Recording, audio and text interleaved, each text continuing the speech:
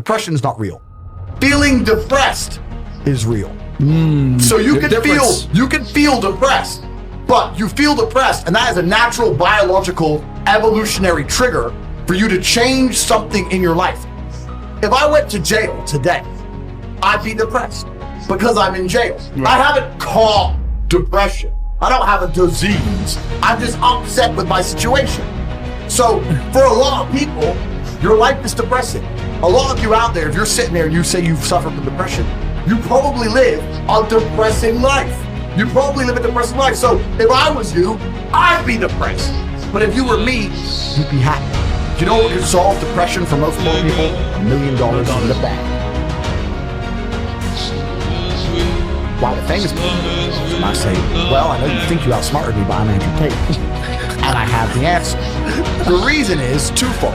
This absolute acceptance of depression and acceptance of weakness. When you accept anything, to a degree you're promoting. Weakness is promoted nowadays, right? Yeah. So let's take Robin Williams as an example. Robin Williams goes. I was just going to say him. Robin Williams, right? Famous. He could be banging 19-year-olds the rest of his life. Multi-millionaire.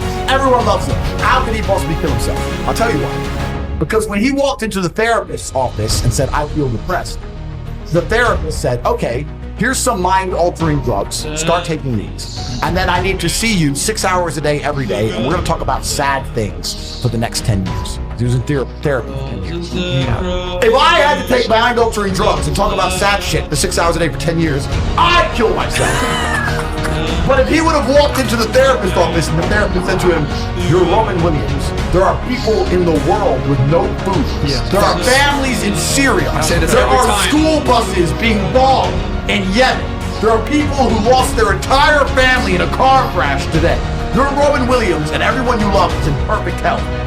You're a selfish idiot. Get out of my office. Get some balls. Bam. He'd still be alive today. The cure made it worse. And this whole society of accepting depression, as soon as someone's depressed, instantly go to them, oh, poor you. It's okay. We know you can't help it. You can't help it. Why are you telling people they can't help it?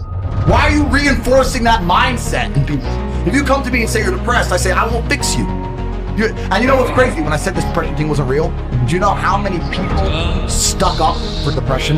You don't understand. I'm depressed. Depression's real. I was like, if it's so horrible, why are you defending it? You sound like an PR team.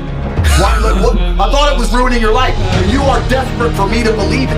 You want me to believe in it. You're sticking up for it. You're defending depression, trying to convince me it's real because it's your cure-all excuse for failure. When you're depressed, you can fail in every human metric. I fail at everything, but I'm depressed. It's not my fault. No, you're a failure. That's all you are. You're not trying very hard. If you live in a house, I say this all the time. This is the reason I don't believe in depression. Because I don't believe in depression, I cannot become depressed. No matter what the worst thing that could possibly happen to me on